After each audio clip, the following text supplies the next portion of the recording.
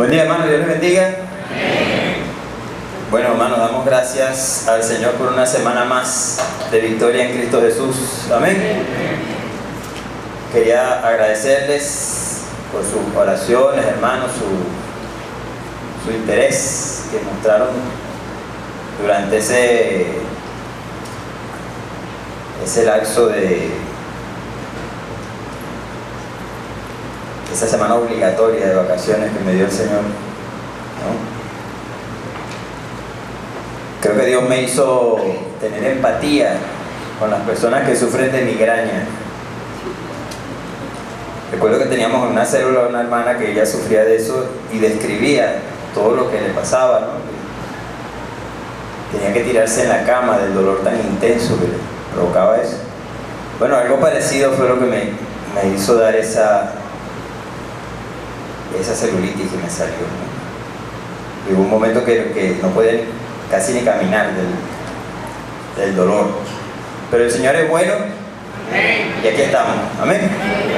Gracias al Señor pudimos salir de eso y estoy seguro que la mano del Señor estuvo presente gracias a las oraciones de mis hermanos.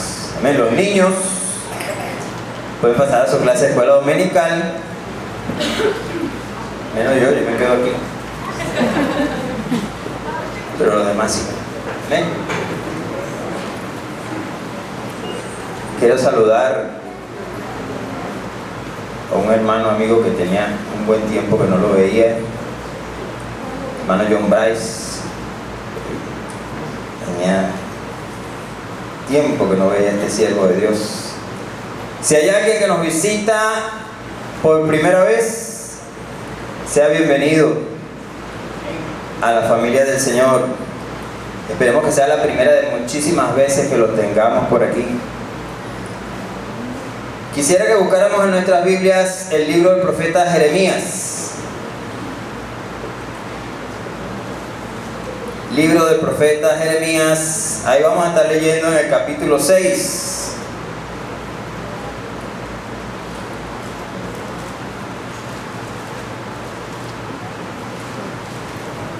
Capítulo 6 del libro del profeta Jeremías. Y vamos a buscar el verso 16.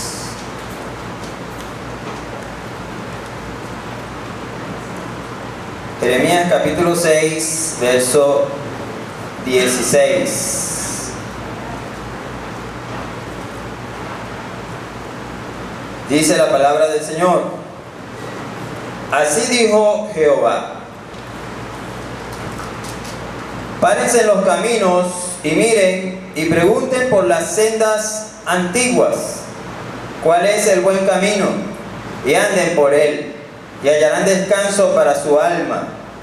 Mas dijeron: no andaremos. Puse también sobre ustedes atalayas que dijeran: escuchen el sonido de la trompeta. Y dijeron: no escucharemos.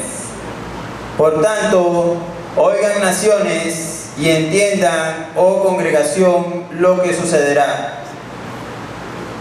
Oye, tierra, he aquí yo traigo mal sobre este pueblo, el fruto de sus pensamientos, porque no escucharon mis palabras y aborrecieron mi ley. Padre Santo, Padre bueno, Señor Dios Todopoderoso, Padre querido, Padre de la gloria, con humildad, Señor, venimos delante de ti, Padre, reconociendo tu grandeza, tu amor, tu misericordia, tu poder, tu fidelidad, Señor. Tú eres Dios bueno, tú eres Dios grande, tú eres Dios maravilloso, tú eres el único Dios verdadero, Señor. Tú nos hiciste y no nosotros a nosotros mismos, Señor. Tú eres grande, tú eres maravilloso, Señor. Por eso venimos ante ti a traer a nuestro Señor Jesucristo, Padre Santo, para rogarte, Señor, que según tu benevolencia, según tu misericordia, Padre querido, tú nos hables en este día, Señor. Que tu palabra santa, Señor, toque nuestros corazones. Háblanos, Señor, ayúdanos a entenderte y conocerte, Señor. Ayúdanos a saber tu voluntad para nuestras vidas, Señor, y capacítanos para ponerla por obra, Señor. Háblanos, Señor, tócanos, que tu Santo Espíritu, Señor, nos ilumine y podamos entender lo que tú quieres para nosotros hoy, Señor. Te lo pedimos humildemente y te damos las gracias en el nombre de Jesús.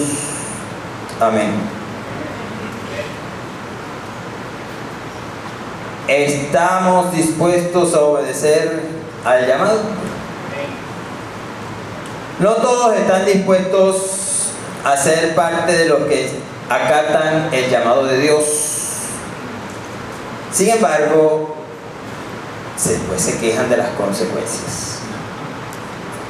Según el diccionario worldreference.com, el llamado es dar voces o hacer señales para atraer la atención de una persona o animal, invocar, citar, convocar, atraer o hacer sonar algo. Por ejemplo, cuando llaman a la puerta. Cuando nosotros decimos que todos estamos siendo llamados por Dios, es que todos estamos siendo llamados por Dios. Como repito, me encanta como lo dice nuestro hermano Jesús, el guaro. Dice, todos están siendo llamados por Dios, todos. Los que no lo conocen a que lo conozcan, y los que ya lo conocen, por supuesto, a que le obedezcan. Todos, pero todos, nadie escapa de eso. ¿Por qué? Porque desde el principio de la creación siempre ha sido la intención de Dios tener relación con cada uno de nosotros. El hombre fue creado para tener comunión con Dios. Era lo que sucedía en el huerto del Edén. Dios le encomendaba cosas al hombre, le dio, mira, anda y ponle nombre a los animales, aquí está el huerto para que lo labres y para que lo guardes.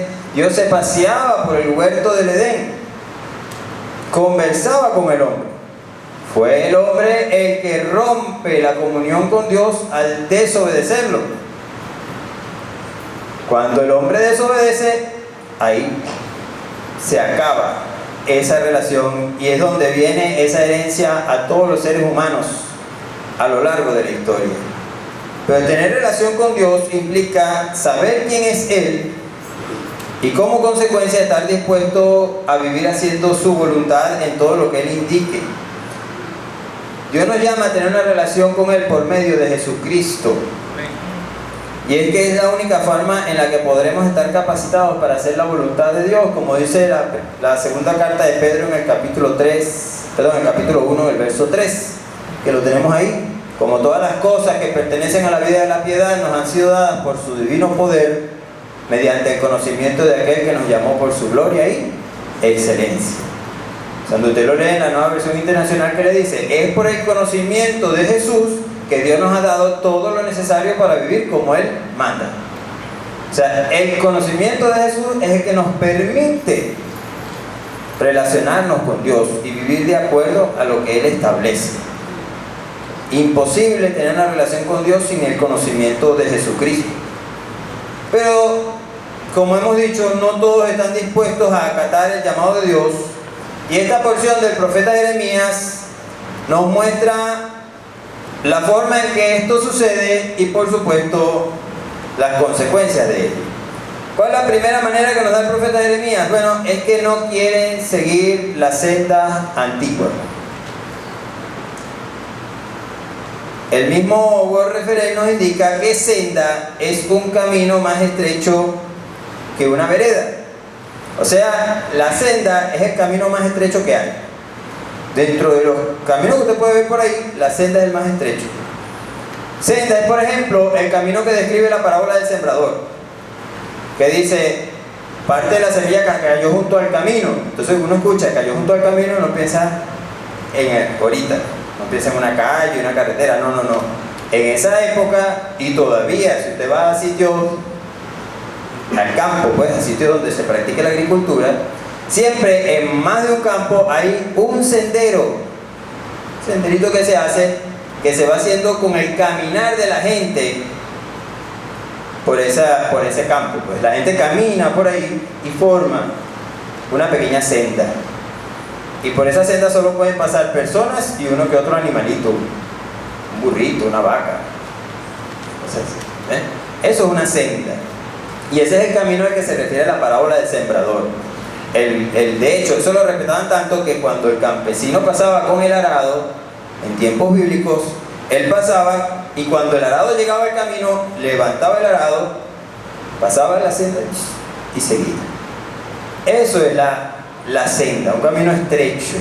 Un camino por el que solo pueden pasar personas o bien uno que otro animal. Entonces cuando la palabra dice, cuando dicen en la palabra del Señor ellos no andaremos, están diciendo que rechazan el camino que Dios les ha trazado, un camino específico, y por ende no siguen las indicaciones o el medio que Él ha establecido para que tengamos descanso en nuestra vida.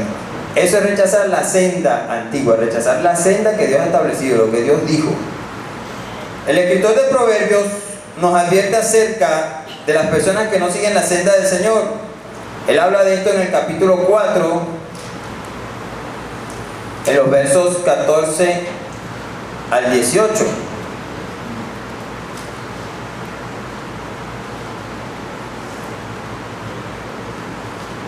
El escritor increpa diciendo: no entres por la vereda de los impíos, ni vayas por el camino de los malos. Déjala, no pases por ella, apártate de ella, pasa. Porque no duermen ellos si no han hecho mal, y pierden el sueño si no han hecho caer a alguno, porque comen pan de maldad y beben vino de robos. Y a comparación de esto, la senda de los justos, nos dice el 18, mas la senda de los justos es como la luz de la aurora, que va en aumento hasta que el día es perfecto. Así es la senda del justo va en aumento, pero va en aumento gradualmente, hasta que llega un momento que ya aclara. ¿Quién no ha visto un amanecer? Bueno, los que han ido a campamento, seguro más de uno se ha parado temprano para ver cómo sale el sol, aunque unos que otros matan fiebre, ¿no? Con la cobija. Pero un amanecer no ocurre así. Salió el sol y ya está. No. El amanecer uno va viendo allá en el horizonte, se va contemplando la aurora linda. Ay, cuidado cuando uno lo ve en la playa, ¿verdad? Y cuidado cuando llega el momento que ya está pegando esa pepe sol. ¿Por qué? Porque ya se completó, ya el día es perfecto. Así es la senda del justo. Pero al malo no le gustan las cosas así. Al que no quiere seguir la senda del justo es porque sencillamente quiere todo así. Eso es lo que tiene este país así. Nadie quiere trabajar. Entonces todo el mundo anda robando a todo el mundo, ¿verdad?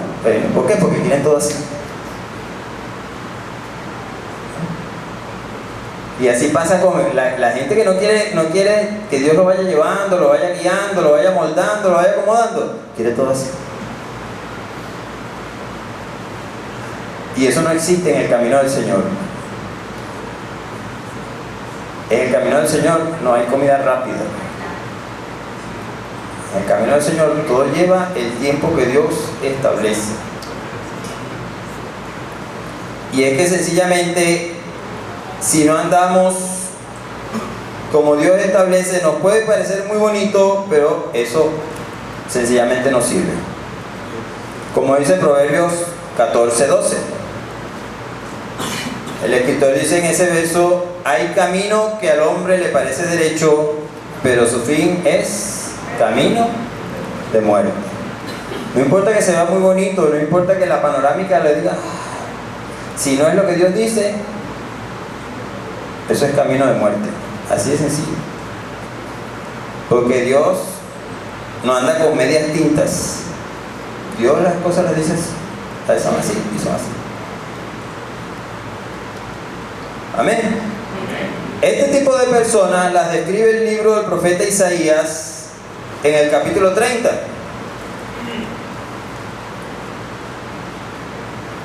Él dice en los versos 9 al 11 de esta manera: porque este pueblo es rebelde, hijos mentirosos, hijos que no quisieron oír la ley de Jehová, que dicen a los videntes, no vean, y a los profetas, no nos profeticen lo recto, díganos cosas halagueñas, profetícenos mentiras, dejen el camino, apártense de la senda, quiten de nuestra presencia al Santo de Israel. Así es este tipo de gente que desprecia la senda antigua. Si lo quiere más clarito, mire cómo dice la versión de la palabra. Son un pueblo rebelde, gente capaz de traicionar, gente que se niega a escuchar la enseñanza del Señor. Dicen a los videntes, no vaticinen, y a los profetas, no profeticen la verdad. Díganos cosas agradables, profetícennos fantasías. Apártense del camino, retírense de la senda, quiten de nuestra vista al Santo de Israel. El que no quiere seguir la senda antigua, hermano, usted le va a hablar y va a decir. Llegan al colmo hasta decirle a uno, no es que el papel aguanta todo. Usted le dice, la Biblia dice, sí, claro, porque el papel aguanta todo. ¿Por qué? Porque no quieren seguir la senda antigua. Y eso es lo que está promoviendo el mundo actualmente, ¿no? Se está perdiendo el encanto de la senda antigua, en todo. Se está promoviendo el desprecio a la autoridad. Cuando usted ve ahorita un partido de béisbol, por ponerle algo pequeño, que es insignificante, hace unos 30 años, poquito, no hace nada, ¿verdad? Uno veía un partido de béisbol y venía el árbitro y decía, ¡fuera! Quedó fuera. Usted está out. Váyase para el dogado porque usted está listo. Y la gente podía chillar, patalear, pero eso fue lo que dijo el árbitro, todavía se le llama, ¿no? Sí, sí, claro. Ahora no. Ahora llega el árbitro y dice, vamos al video. Y el árbitro tiene que calarse esa. Tienen que ir al video. Y de repente sale el árbitro del cuartico, no, pues quieto. En el fútbol, cuando no echaban broma de que al árbitro le caían a botellazo, a piedra, no sé qué época, porque lo que decía el árbitro, eso era, fue falta. Había que hacer, ¿cómo le llaman eso? Cuando penalti. El penalti, eso es penalti. Y todo el mundo le decía todo al árbitro, pero lo que el árbitro decía, eso era. Ahora no. Ahora no. ¿Y usted ve cuánta gente no se le alza a la autoridad en la calle? ¿Por qué? Porque eso es parte de la dinámica.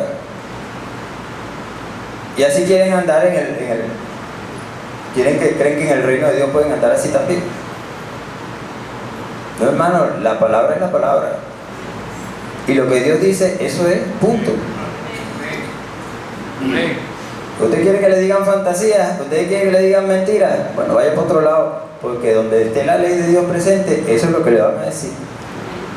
Donde la palabra de Dios esté presente, eso es el mensaje, no hay otra cosa. Son parecidos a los que describe el profeta Ezequiel en el capítulo 33. El profeta Ezequiel dice ahí, en los versos 31 y 32, acerca de este tipo de personas.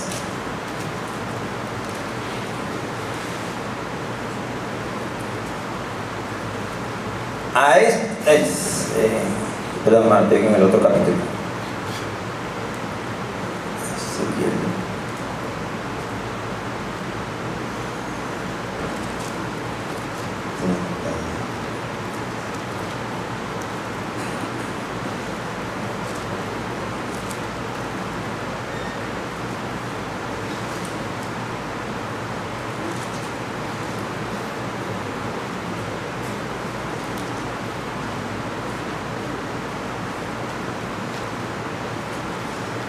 Hermano, voy a leerlo ahí porque dice, pero que no, esta Biblia le falta esa hoja, hermano.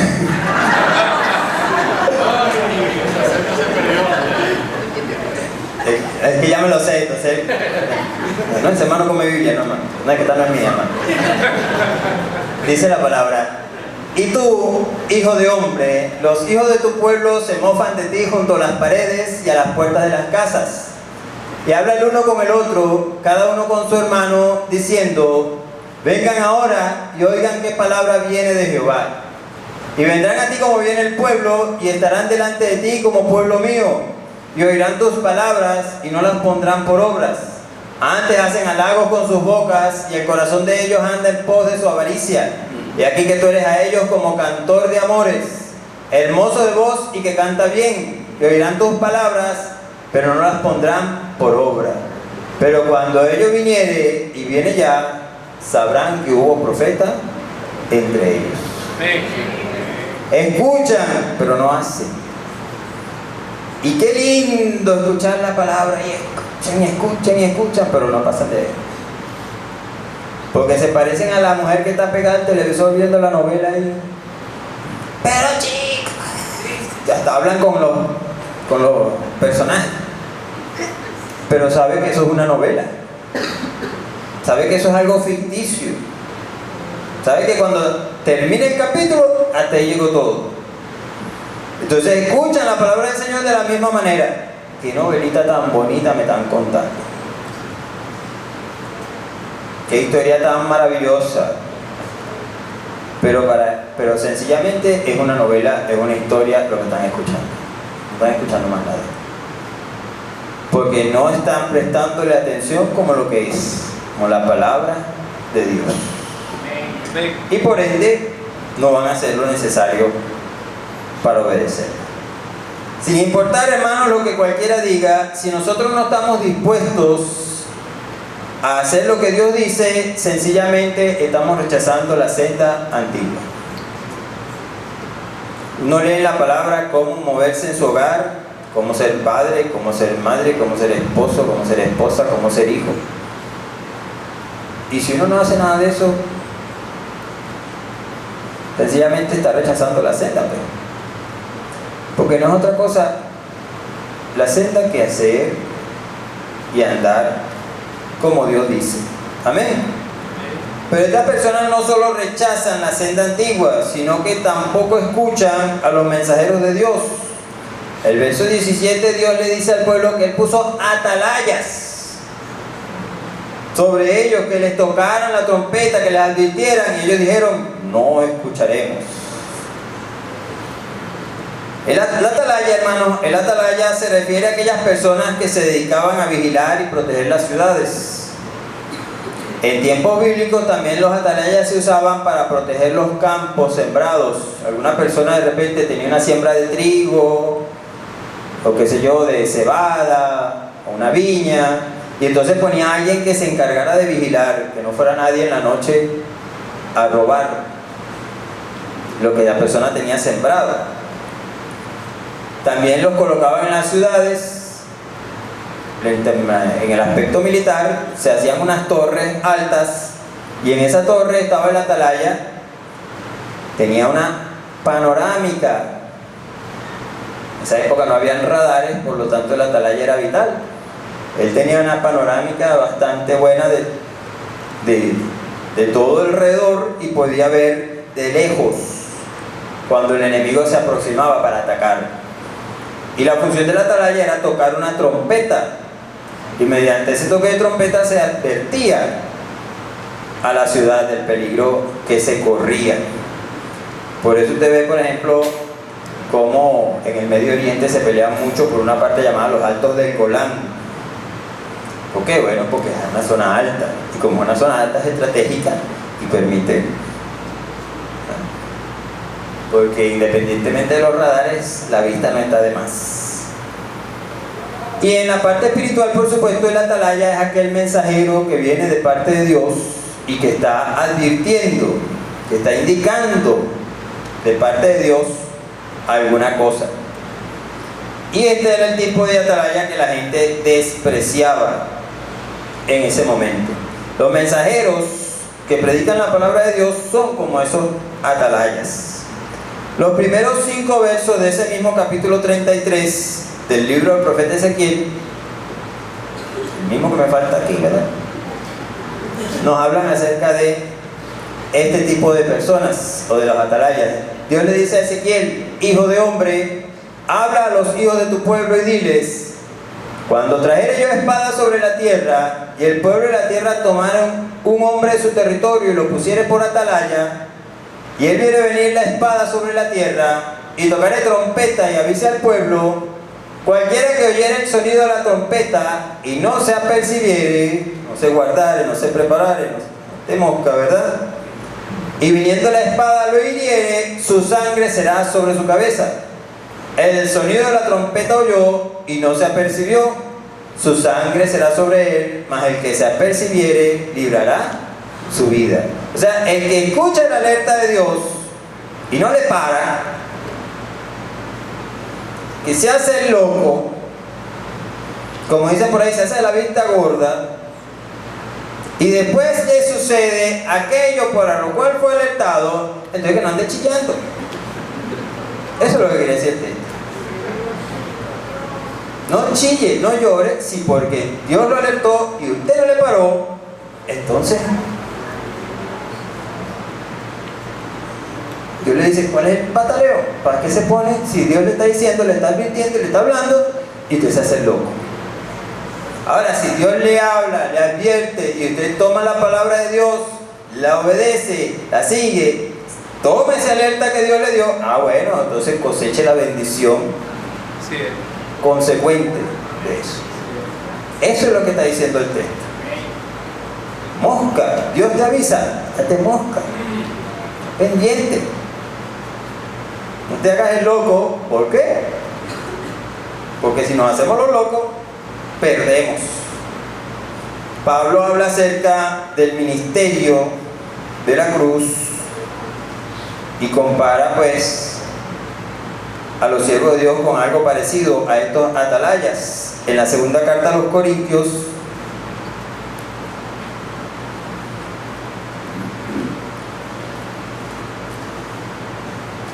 el apóstol dice así, en el capítulo 5 de esa segunda carta, en los versos 18 al 20, él comenta acerca de esta función diciendo: y todo esto proviene de Dios, quien nos reconcilió consigo mismo por Cristo y nos dio el ministerio de la reconciliación, que Dios estaba en Cristo reconciliando consigo el mundo, no tomándoles en cuenta a los hombres sus pecados, y nos encargó a nosotros la palabra de la reconciliación. Así que somos embajadores en nombre de Cristo, como si Dios rogase por medio de nosotros. Les rogamos en nombre de Cristo, reconcíliense con Dios. Pablo está hablando acerca, más que de atalaya, está hablando de unos embajadores. Ahora usted piensa, embajador o algo que están en la embajada y aquello y lo otro. No, en esa época eso no existía. El embajador de esa época era una persona que llegaba, por ejemplo, estaba en guerra el rey de aquí con el rey de acá, y resulta que este de acá tenía 100.000 soldados, 200 caballos, 30 carros, y este de acá tenía 50 soldaditos. Sabiendo que la destrucción de este era inminente, le enviaba un embajador. Ese embajador era el que se encargaba de llegar donde el otro rey. Mira, vengo de parte del rey aquel, tú sabes que, y muy amablemente le iba a decir, tú sabes que te vamos a hacer polvo, sabes que estás frito, no tienes vida con nosotros, te vamos a destruir, te vamos a acabar, vamos a hacer polvo todo tu pueblo. La oferta es que te rindas, ríndete y no les pasa nada. Eso era lo que hacía el embajador. Como cuando uno lee en, creo que es, si no es Segunda de Reyes, es Segunda de Crónicas, está por ahí. Yo sé que Ronald sabe exactamente dónde queda eso, pero cuando Ezequías es invadido por el rey Senaquerib, creo que era, rey de Asiria. El rey de Asiria rodea la ciudad, la tiene ahí sitiada y manda un embajador. De hecho mandó varios, unos cargos ahí, el Razar y Raxase, el otro tal. ¿Y qué hace el hombre? Empieza a hablar. Mira, el rey les manda a decir que no se confíe Ezequías, que ustedes están listos, aquí lo vamos a matar, les vamos a hacer esto. Mire, ¿dónde está el rey de Arfad, de Iva, de Sena, de acá, de... Esos reyes no pudieron con nosotros. Y los dioses de ellos menos. Y de hecho empieza metiendo coba. Jehová me mandó a destruir este lugar. Después que ve que no le paran y que no le creen la coba de Jehová, entonces, ¿es que usted cree que Jehová los va a salvar a ustedes? No, mijo.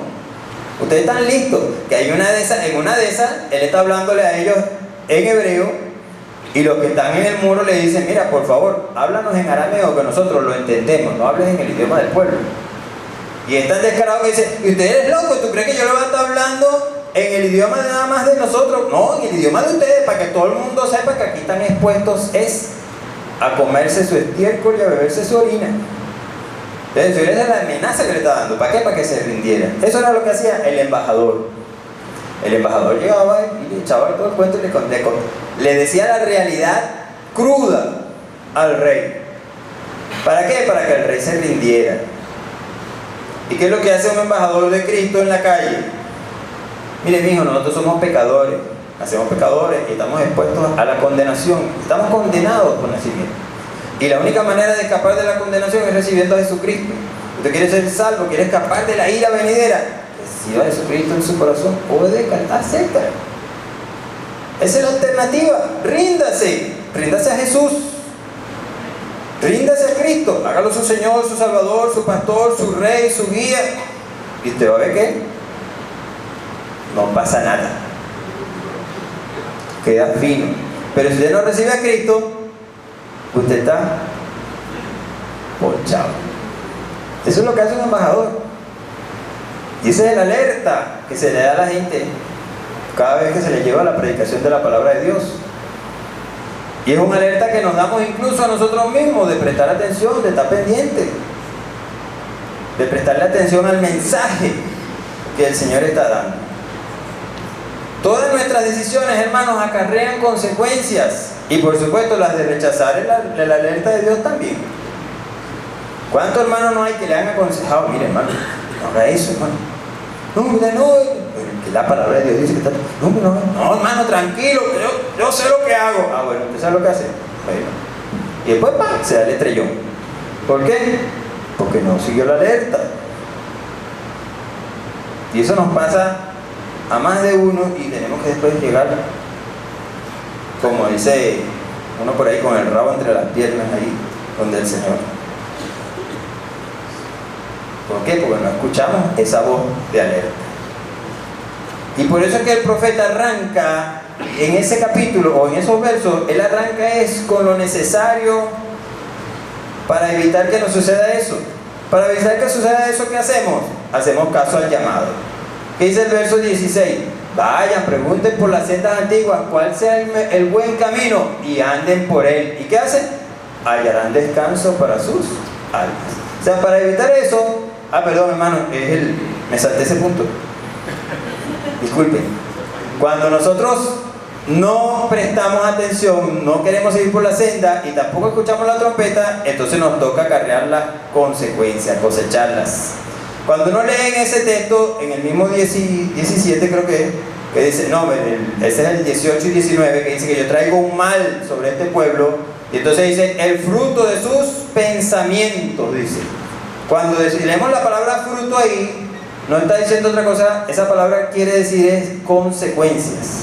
En el contexto que rodea esa palabra, el fruto es las consecuencias de, por supuesto, rechazar el mensaje del Señor. Y si yo rechazo la senda de Dios, entonces voy a seguir por mi propia senda. Eso es totalmente claro, tan claro como la matemática. Rechazar la senda de Dios es ir por la senda que uno le da la gana. Y si voy por la senda que me da la gana, entonces sencillamente tengo que recibir las consecuencias. Él dice el fruto del pensamiento, ¿por qué? Porque, hermanos, todo lo que hace esta, para donde vayan estos, todo lo que haga cualquiera de nuestros miembros, primero fue preparador, planificador, pasó por aquí, se sembró aquí y se cosechó aquí, ¿verdad? Se cosechó por aquí, se cosechó por aquí, pero todo pasó por aquí. Hermano, eso de que uno haga algo inconsciente, eso es mentira. Cualquier persona inconsciente te la va a ver tirada ahí. Eso es así. Todo el que está inconsciente está así, con los ojitos cerrados, no hace absolutamente nada. Todo el mundo está consciente de lo que hace, de lo que dice, de lo que y de para dónde va, todo. Y eso es fruto del pensamiento. Por eso el profeta dice, el fruto de su pensamiento. Usted pensó, hago esto, hago esto. Usted pensó, digo esto, digo. Usted pensó, voy para allá va. Eso es lo que dice el profeta ahí. Y por supuesto, ese fruto es la consecuencia. Amén. El Señor Jesús habló acerca de los dos cimientos. En Mateo 7, el Señor habla acerca de esto en los versos 24 al 27.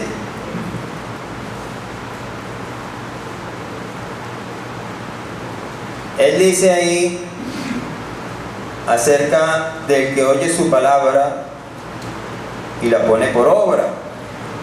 Pero no solo habla del que la pone por obra, sino también del que hace lo contrario.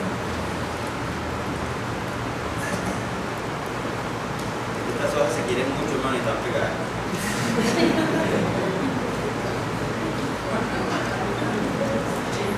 Son inseparables, hermano. Entonces, en esos versos 24 al 27, el Señor dice: cualquiera pues que me oye estas palabras y las hace, le compararé a un hombre prudente que edifica su casa sobre la roca. Descendió lluvia y vinieron ríos y soplaron vientos y golpearon contra aquella casa y no cayó porque estaba fundada sobre la roca. Se nos gusta, ¿verdad? Qué chévere, qué bonito. Pero hay que recordar también lo otro. El Señor dice: pero cualquiera que me oye estas palabras y no las hace, le compararé a un hombre insensato, falto de sensatez. O sea, eso es sinónimo de necio. Insensato es sinónimo de necio. No le llame necio a su hermano, porque usted le dice necio y le está diciendo ¿qué? Cabeza hueca. Una persona necia es alguien que no tiene nada en la cabeza. Ese es el verdadero significado. Cuando a veces uno confunde, uno usa necio para decir terco, y son dos cosas muy distintas. Pero un hombre insensato, ¿y qué hizo el hombre insensato? Que edificó su casa sobre la arena. Y descendió lluvia, y vinieron ríos, y soplaron vientos, y dieron con ímpetu contra aquella casa, y cayó, y fue grande su ruina.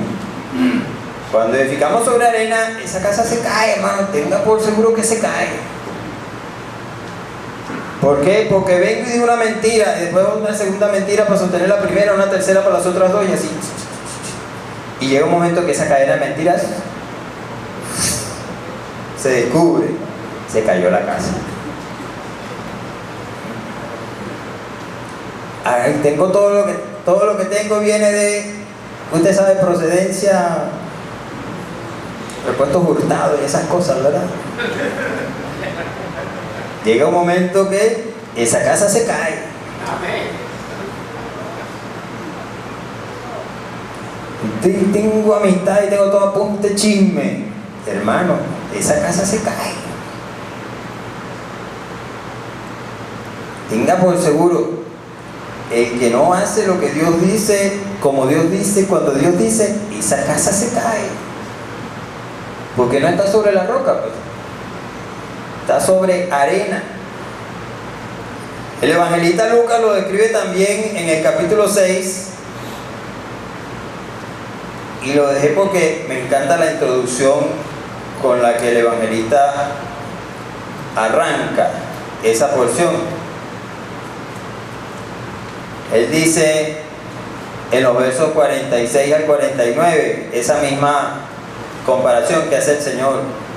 Pero el Señor arranca en el 46 diciendo: ¿por qué me llaman Señor, Señor, y no hacen lo que yo digo? Todo aquel que viene a mí y oye mis palabras y las hace, le indicaré a quién es semejante. Semejante es al hombre que ha edificado una casa, cavó y ahondó. Lucas tiende a ser más detallista. y puso el fundamento sobre la roca. Y cuando vino una inundación, el río dio con ímpetu contra aquella casa, pero no la pudo mover porque estaba fundada sobre la roca. Cavó y ahondó. Averiguó cuál era la voluntad de su Señor, cuál era la voluntad de Jesús. Y no solo averiguó, sino que ahondó. Esto es exactamente lo que tú quieres que yo haga. Y entonces se dispuso a hacerlo. Pero el que oye y no hizo, semejante es al hombre que edificó su casa sobre tierra, sin fundamento, contra la cual el río dio con ímpetu y luego cayó, y fue grande la ruina de aquella casa. Entonces, si nosotros no edificamos sobre la roca, entonces pues no lloremos cuando se nos caiga el rancho. Casa que no es edificada sobre la roca, hermano, se verá muy bonita, pero eso es un rancho, porque en cualquier momento se cae. En cualquier momento se cae. El escritor a los Hebreos nos advierte acerca de esto mismo en el capítulo 2 de su carta, en los primeros 4 versos de ese capítulo. Nos dice: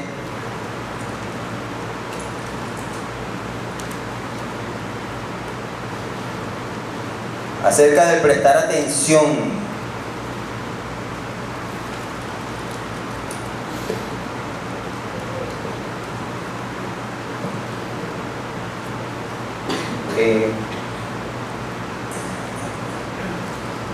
Fui la primera de Pedro, hermano.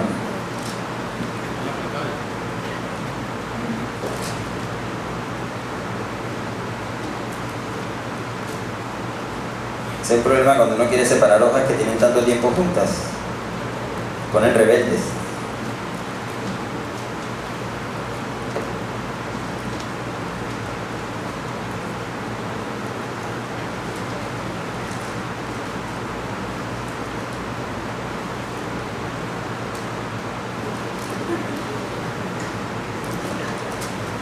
Gloria a Dios. El escritor dice ahí: por tanto, es necesario que con toda diligencia atendamos a las cosas que hemos oído, no sea que nos deslicemos. Porque si la palabra dicha por medio de los ángeles fue firme, y toda transgresión y desobediencia recibió justa retribución, ¿cómo escaparemos nosotros si descuidamos una salvación tan grande?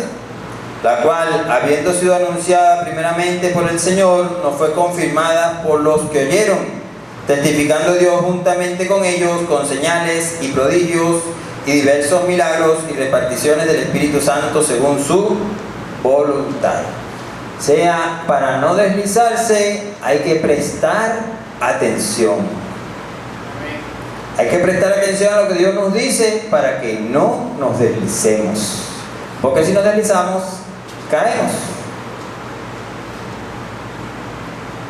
Esa es la manera de descuidar la salvación, cuando dejamos de prestar atención.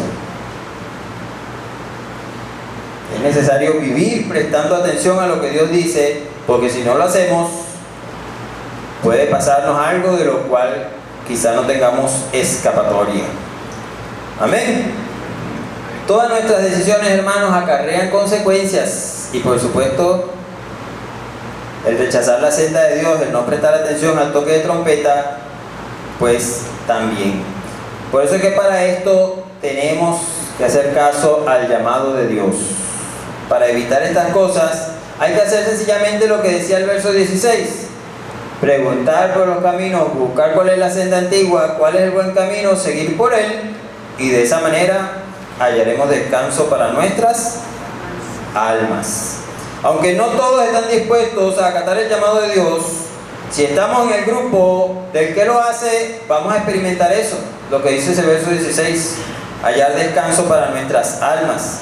Ese era el llamado que hacía el Señor en el Evangelio según San Mateo, en el capítulo 11. El Señor dice ahí, en los versos 28 al 30: vengan a mí todos los que están trabajados y cargados, y yo los haré descansar.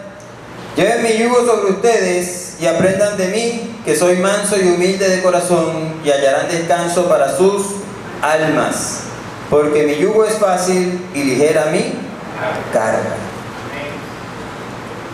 Cuando uno va por la autopista, hay una valla así grandota, ¿no? Con un personaje de estos que pintan así como Jesús, y entonces dice: echa sobre mí tu carga, que yo la llevaré. Una garrafal malinterpretación de este texto. El Señor dice ahí: vengan a mí los que están trabajados y cargados, y yo los haré descansar. ¿Por qué está trabajada y cargada la gente, hermano? Por el pecado que carga encima. Y mientras uno más edad tiene, más cargado está. Porque está más viejo, el paquete es más grande. ¿Ah? Por eso cuando Jesús agarra e increpa a los hombres que llevaron a la mujer adúltera, dice: el primero de ustedes que esté sin pecado, el que de ustedes esté sin pecado, sea el primero en arrojar la piedra contra ella.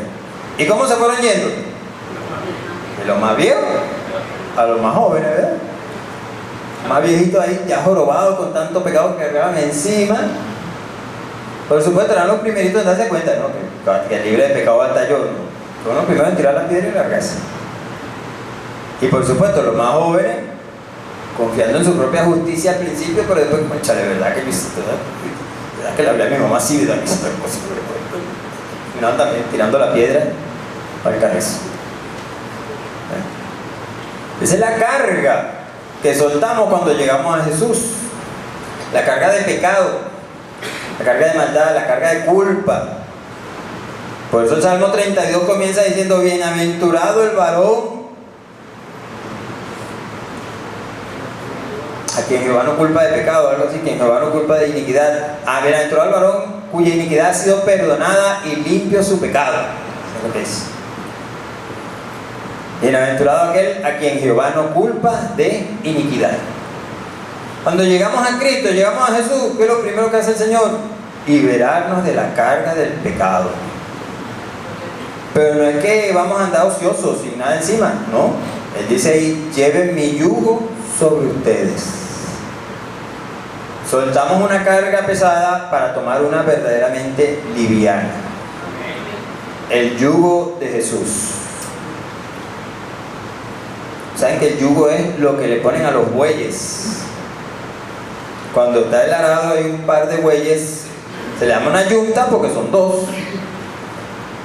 Y esos dos bueyes juntos van alando el arado. ¿Y cómo lo hacen? Con el yugo que tienen puesto encima. Y Jesús dice: lleven mi yugo sobre ustedes. O sea, nosotros vamos a ir junto a Jesús.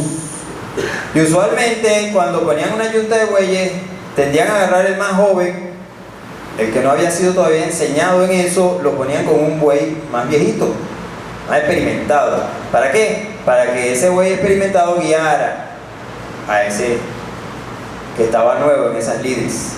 Y eso es lo que hace Jesús con nosotros. Cuando tenemos el yugo de Jesús, vamos a la par de Jesús. Jesús nos guía, Jesús nos dice por dónde ir, cómo hacerlo, de qué manera vamos a ir dando cada paso en nuestra vida. Y por eso es que el yugo de Jesús es fácil y su carga es ligera, porque nosotros no tenemos que hacer nada, no, lo único que tenemos que escuchar a Jesús. No tenemos que pensar, no tenemos que darnos más la vida pensando, nada más escuchamos a Jesús y hacemos lo que Él dice. Punto. ¿Qué más papaya quiere uno? Jesús es el guía, Jesús es el pastor, Jesús es la puerta, Jesús es todo para nosotros. Y si nosotros sencillamente nos montamos al yugo de Jesús, hermano, estamos relajados. Así de sencillo. Amén. El Salmo 23, por ejemplo, en sus 3 primeros versos, nos habla acerca del descanso que recibimos por medio de Jesús.